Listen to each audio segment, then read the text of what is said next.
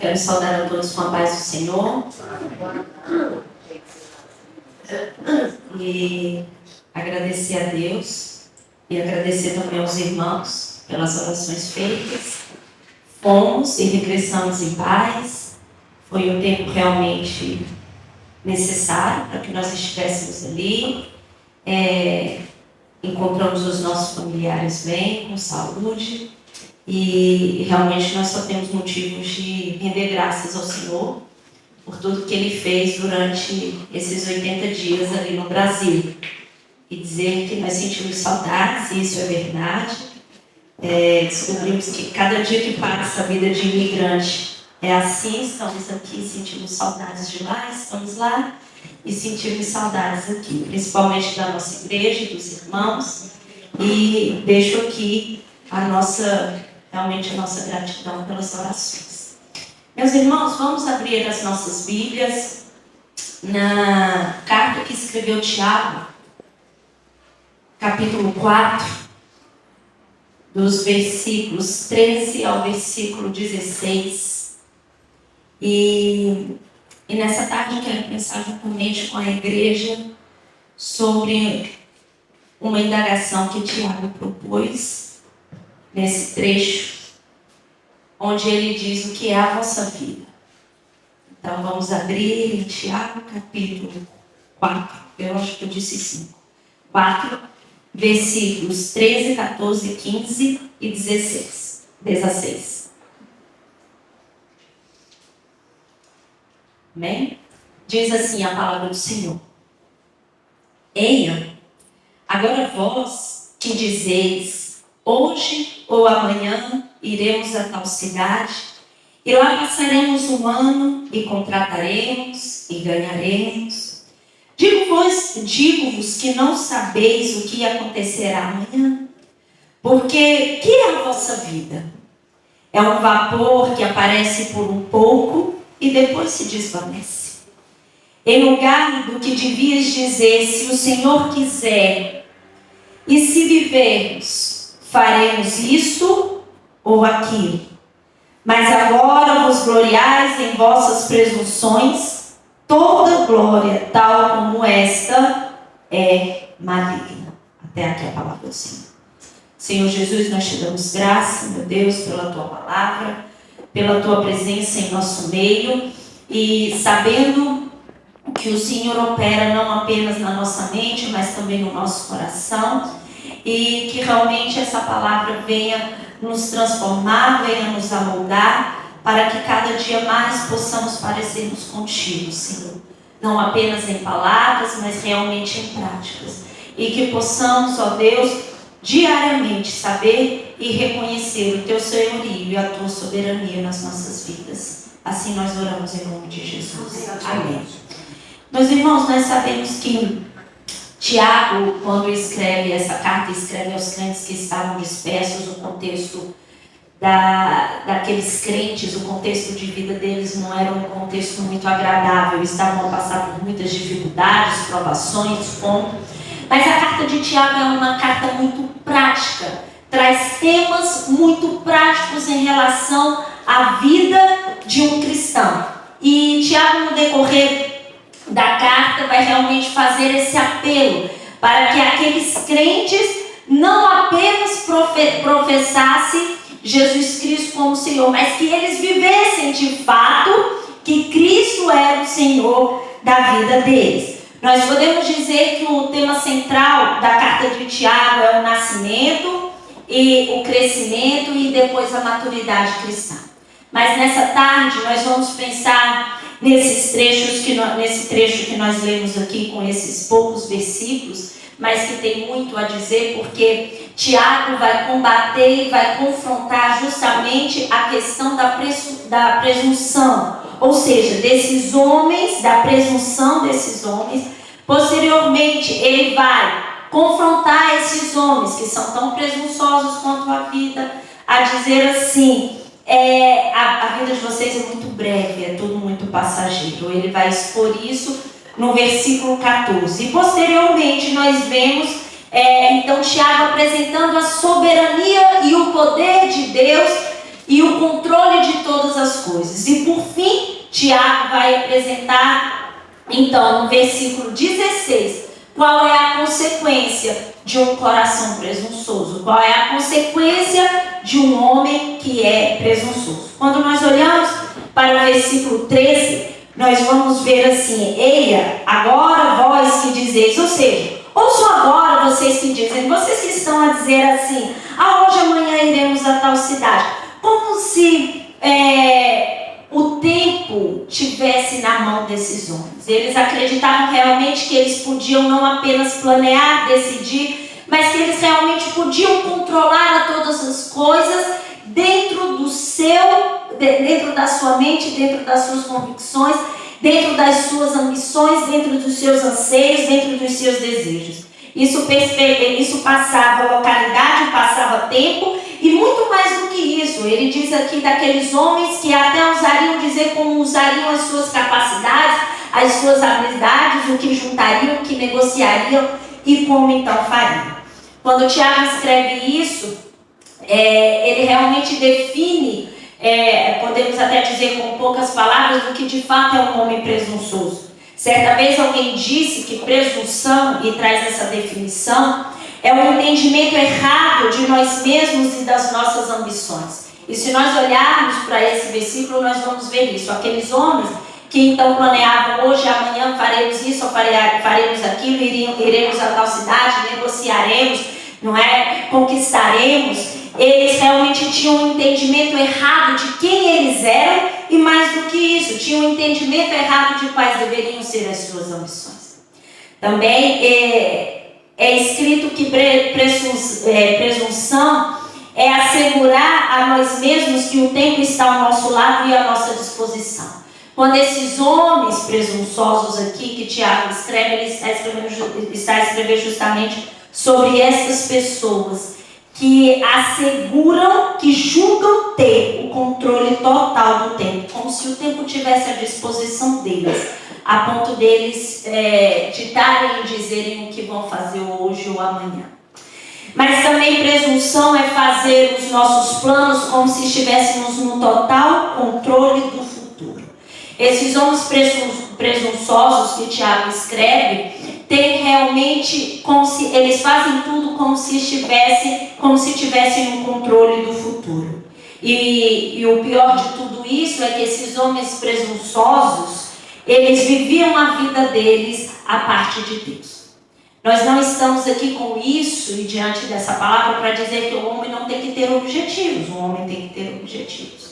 Uma vida sem objetivos e sem metas não tem nem porquê, como dizemos, e nem para quê. Nós temos que ter. Nós temos que projetar. Isso não há problema nisso. Não há problema em planear os nossos dias. Não há problema em imaginarmos como, se calhar, seremos daqui 10, 15, 20 anos, 30 anos. Não há mal nisso. O mal está em nós queremos fazer tudo isso à parte de Deus. Em queremos planear, em queremos projetar, em queremos negociar, em queremos ir ali ou acolá, sem que Deus realmente existisse e sem que dependêssemos dele. Quando nós achamos que nós temos o controle do mundo, do tempo e do futuro, nós fazemos tudo do nosso jeito, tudo da nossa maneira, fazemos tudo e mais alguma coisa. E isso nos passa uma falsa segurança de que realmente nós não dependemos daquele que na verdade é quem tudo pode, que é o Senhor das nossas vidas. E a presunção, nós temos que ter cuidado com ela, porque é uma característica do homem, é uma característica que viria à tona nos últimos dias. Quando Paulo escreve a sua segunda carta a Timóteo, e nós podemos encontrar isso no capítulo 3, ele vai dizer assim: sabe, porém, isto, que nos últimos dias sobrevirão tempos trabalhosos, porque haverá homens amantes de si mesmos, avarentos, presunçosos, soberbos, blasfemos, desobedientes a pais e mães, ingratos, profanos, sem afeto natural, irreconciliáveis, caluniadores, incontinentes, cruéis, sem amor para com os homens, traidores, obstinados, orgulhosos, mais amigos dos deleites do que amigos de Deus, e tendo aparência de piedade, mas negando a eficácia dela. Destes, afasta-te. Foi o conselho de Paulo a Timóteo. Então a presunção não faz parte da característica do cristão. A presunção não pode constar nos traços, no caráter de um cristão.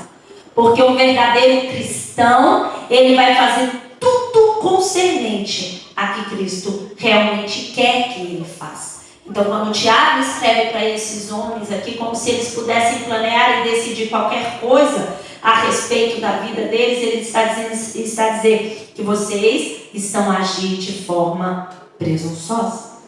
E depois disso, ele vai então nos apresentar de uma maneira muito prática que a presunção, ela torna-se pecaminosa, porque nós desobedecemos o conhecido propósito de Deus. Uma vez que nós temos a nossa vida cativa no Senhor, uma vez que nós conhecemos o propósito do Senhor nas nossas vidas e fazemos, não segundo esse propósito que Deus tem, mas segundo os nossos pensamentos, os nossos anseios, os nossos desejos, nós estamos em desobediência ao Senhor, ao propósito de Deus que foi revelado a cada um de nós. É por isso que Tiago tem essa preocupação em tratar essa questão da presunção. E em seguida, no versículo 14, Tiago então indaga: digo-vos que não sabeis o que acontecerá amanhã. Isso não é uma hipótese que Tiago traz para aqueles que certamente o ouviam e leriam, né? Mas é realmente uma convicção. Ele fala: vocês, digo-vos que vocês não sabeis o que acontecerá amanhã. E diz aqui: por quê? Que é a vossa vida? E ele então vai apresentar uma comparação com a neblina, né? É um vapor que aparece por um pouco e depois já desvanece. Quando aqueles negociantes colocaram em seus corações todos esses planos que eles queriam fazer e executar, e o tempo então que eles teriam supostamente à disposição deles, eles ignoraram algo que é fundamental nós pensarmos. Eles ignoraram que essa natureza é transitória. O homem presunçoso, ele esquece que a natureza que dele é transitória. Ele esquece que as coisas não terminam nessa vida. Ele acha que tudo que ele vive o que ele tem que viver até o dia da sua morte. Mas nós sabemos muito bem que não é assim. E que não somente Tiago, ao confrontar aqueles homens com essa palavra, indagar o que é a vossa vida, mas Jesus, muito antes disso, fez isso, e nós podemos ver na parábola do rico insensato, se formos a Lucas capítulo 12, onde então Jesus conta uma parábola de um homem que já era rico e tinha uma grande terra, e que aquela terra lhe havia dado naquela altura em abundância. Capítulo 12, no versículo 16. Vai dizer assim: propôs-lhe uma parábola dizendo: a herdade do homem rico tinha produzido com abundância. Ou seja, a terra já de um certo homem rico produziu muito naquela altura. E Jesus continuou dizendo assim: e arrazoava ele entre si, ou seja, ele se perguntava, não é? O que farei? Não tenho onde recolher os meus frutos. E ele pensou assim: tenho tanto, essa colheita foi tão grande, foi tão abundante. O que eu farei com tudo isso? Mas imediatamente ele já tem uma alternativa e disse: farei isso. Derribarei os meus celeiros e edificarei outros maiores. E ali recolherei todas as minhas novidades, ou seja, todos os meus bens, toda a minha colheita, e assim ele depositarei. E direi à minha alma: alma, tens em depósito muitos bens para muitos anos. Descansa, come, bebe e alegre-se e folga.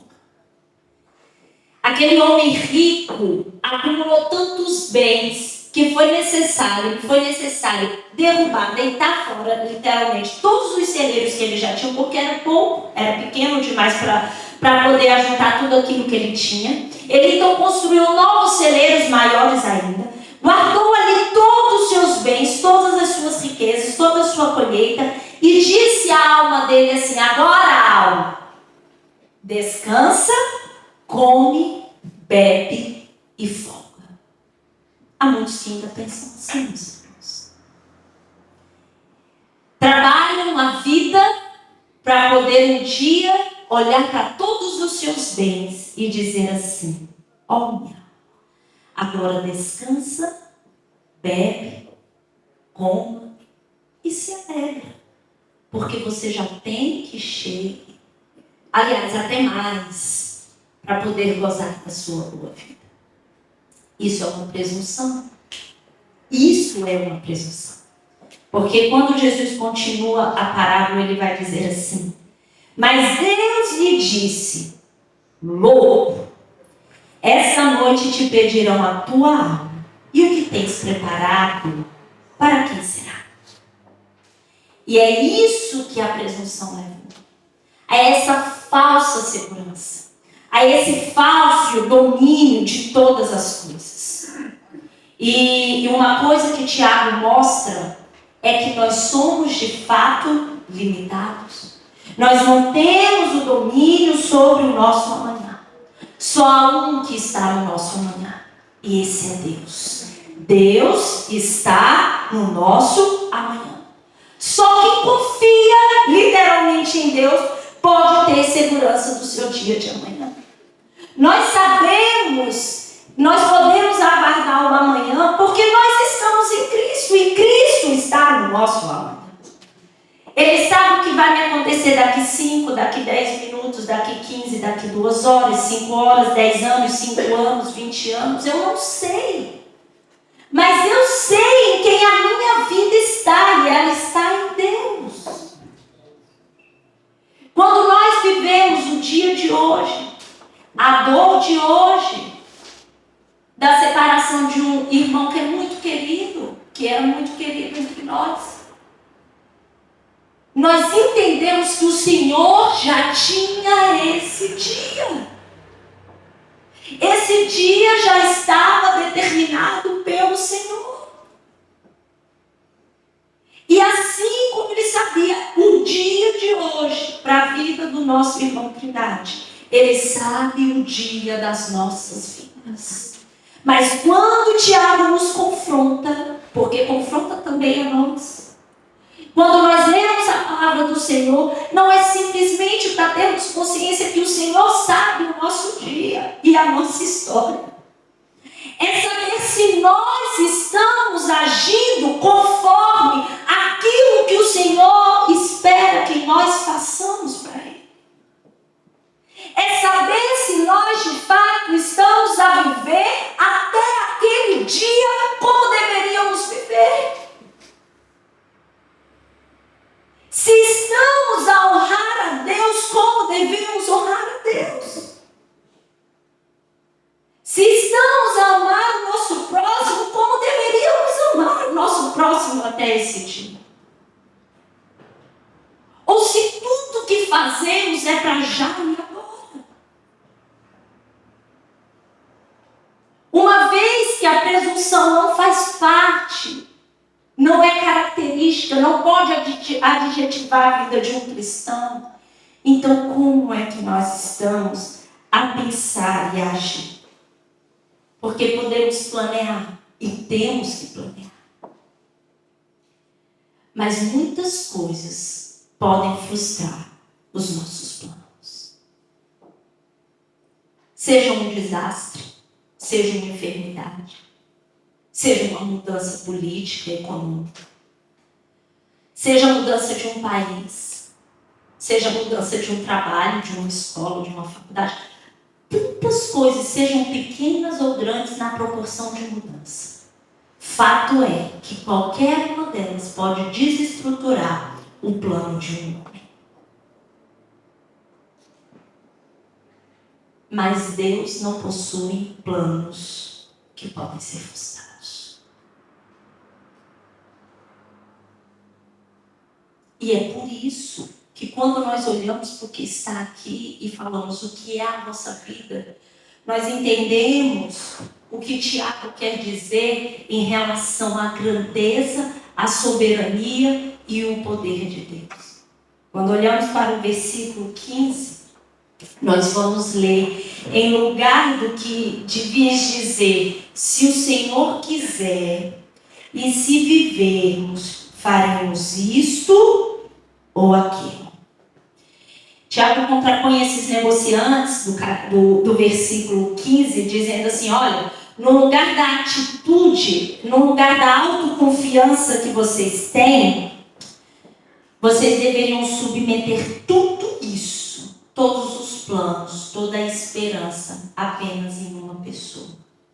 A pessoa de Deus, no Senhor. É lá que vocês deveriam submeter todos os vossos planos. Sabe o que o Tiago faz no capítulo 15? Ele nos coloca no lugar. Ele realmente diz qual é o lugar que você ocupa nessa história toda do que é a vida. Nenhum de nós, meus irmãos, seríamos capazes de almejar qualquer coisa que fosse boa, principalmente quando o pecado era senhor das nossas vidas, quando éramos escravos do pecado. Nós não teríamos condições nenhuma para fazermos escolhas boas, mas Deus, no seu infinito amor, graça e misericórdia, Ele nos dá o único filho, seu único filho, para ser sacrificado em favor dos nossos pecados e para que fôssemos então salvos. E aqui nós entendemos que nós fomos salvos. E a salvação nos tornou filhos, mas não nos tornou senhores. Continuamos sujeitos a Deus. Continuamos sujeitos ao nosso Pai Celestial. É interessante porque se nós nunca falamos como pais, já ouvimos como filhos. A chuva ainda cai de cima para baixo. Quantas vezes nós estamos diante dos nossos filhos e eles querem agir assim, a maneira deles, não é? Querem fazer como lhe pretendem fazer. Minha mãe, por exemplo, gosta de contar uma história que não me favorece em nada. Mas, enfim, eu já namorava o Clay e na altura, pronto, já até trabalhava, ainda não tinha concluído a faculdade, mas já trabalhava. E nós tínhamos um casamento para ir e eu não avisei nada assim como era de hábito, né, eu fazer. Eu sempre chegava, pedia permissão à minha mãe e tudo. E naquele dia, naquela ocasião, eu não fiz isso. Eu simplesmente fui ao cabeleireiro e arranjei a roupa e pronta. E quando eu estava literalmente pronta, não é? Porque quando a festa, nós ficamos lindas, na verdade. E aquele dia eu estava linda, até porque eu namorava, então eu queria estar mais linda ainda porque eu queria me casar, não é? E quando a minha mãe então me viu sair pela porta, ela disse-me assim: "Ô Gisele, aonde você pensa que vai?" Quando a minha mãe falou assim, aonde você pensa? Eu falei, eu tinha certeza. E ela falou assim, eu vou pro casamento. Não, você não vai. Eu falei, eu não vou. Eu vou, mãe, eu já estou toda arranjada. O Clay já está me espera. Como assim eu não vou? Eu não vou, você não vai, porque você me comunicou. Você me pediu. Você ainda mora debaixo desse teto. Você ainda me deve honra, obediência e sujeição. Minha filha, você não vai. Eu chorei. Chorei e não fui. Mas foi a última vez também que eu fiz isso. Depois de casada, até hoje eu tenho qualquer coisa parecida e já aviso com antecedência. Mas o que eu quero dizer com isso, meus irmãos, é que a chuva cai de cima para baixo, de fato. E o nosso Deus, Ele é soberano. Ele é rei, Ele é pai, Ele é majestoso. Ele é Deus. E nós temos que sujeitar tudo à sua vontade. Não é como nós queremos, mas é assim como Ele quer. A vontade do Senhor é a condição pela qual o cristão deve encarar a sua própria vida e os seus planos. É o norteio para as nossas vidas. É a vontade dele e não a nossa própria vontade. Há um reformador religioso, pietista, ele é alemão, por isso só vou citar o primeiro nome dele, Nicolaus. Ele tem uma composição em que um trecho diz assim: grava, ó alma, essa grande palavra. Quando Jesus acenar, então vá. E realmente é uma grande verdade. Ele está dizendo assim: faça tudo, mas grava uma coisa, minha alma. Quando Jesus acenar, dizer assim: vá. Aí sim, vá. Isso quer dizer, se o Senhor disser não, você também não vai. Diferentemente do que disse aquele rico insensato à sua alma. O que ele disse: ó, agora descansa, come, bebe e alegra-se. Mas o que devemos dizer na nossa alma nessa tarde? Não seria grave, ó alma, essa grande palavra? Quando Jesus acenar, então vai. E depois ele diz: em lugar da autoconfiança de vocês, da falsa segurança, vocês deviam dizer assim: e se vivermos, faremos, se o Senhor quiser, e se vivermos, faremos isso ou aquilo. É o que nós chamamos do nosso, realmente, se Deus quiser.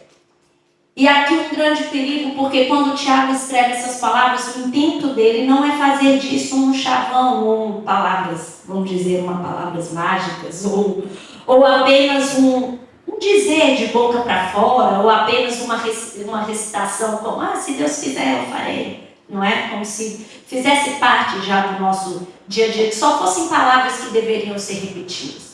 Quando o Tiago escreve que no lugar da nossa autoconfiança e dessa falsa segurança que os presunçosos têm, eles deveriam substituir por se o Senhor quiser, ele realmente está nos impelindo a ter um reconhecimento sincero do controle de Deus e do controle que Ele tem sobre todas as coisas. E mais do que isso, da vontade específica para cada um de nós.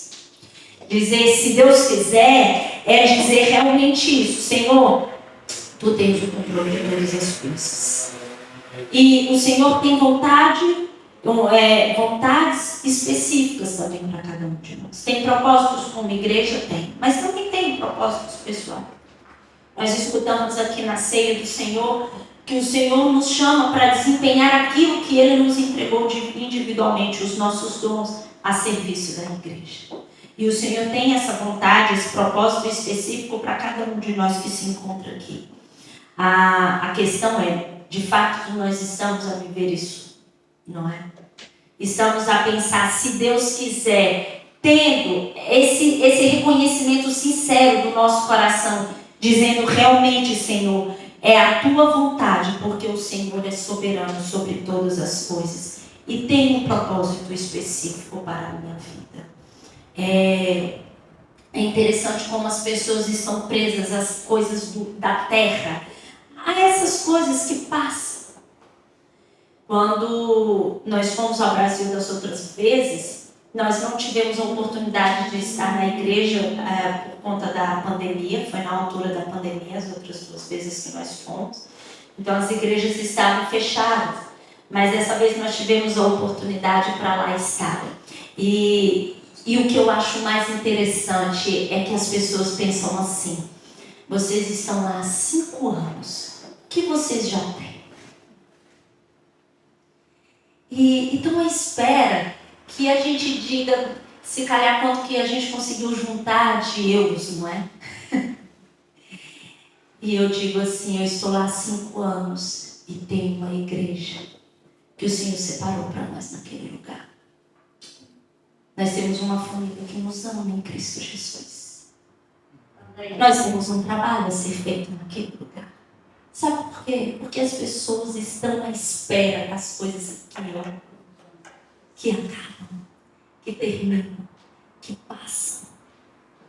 Mas somos nós que temos de responder diferentemente disso.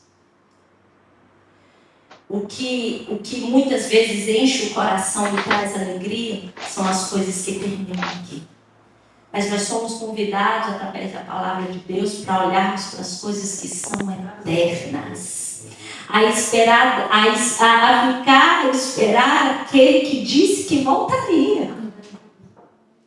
Nós somos desafiados por essa palavra e ao mesmo tempo consolados em saber que nós gozaremos a vida eterna.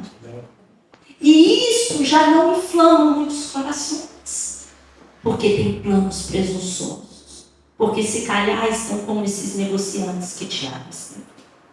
E depois conclui-se aqui a consequência de tamanha presunção. Mas agora vos gloriais em vossas presunções.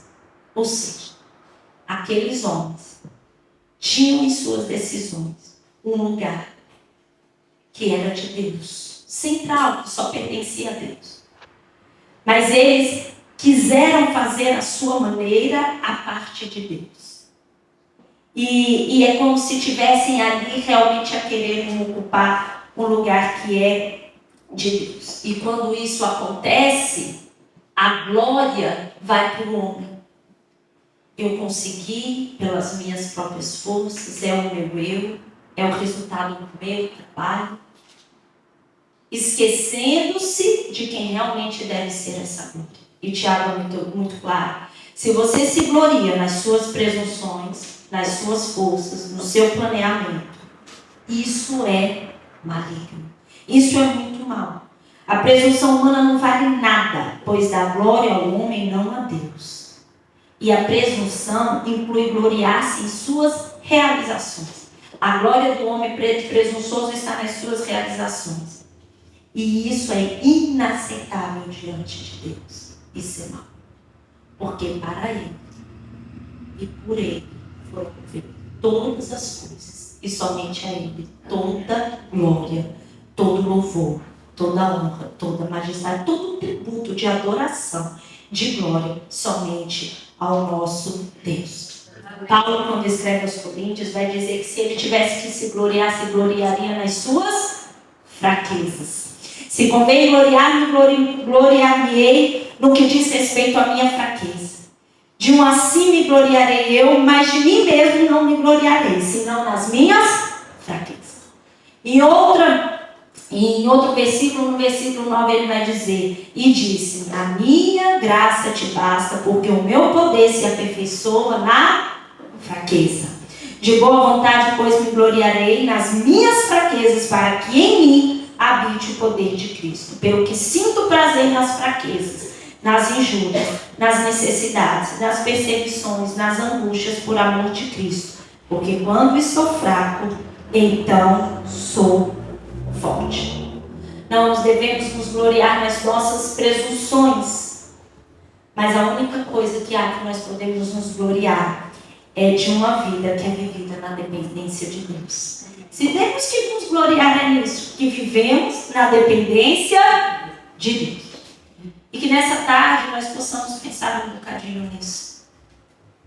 O que é a vossa vida? O que é a minha vida? E olharmos para o autor e consumador da nossa fé, Jesus Cristo. E eu termino aqui com o que João escreveu na sua primeira carta. Não ameis o mundo, nem o que no mundo há. Se alguém ama o mundo, o amor do Pai não está nele.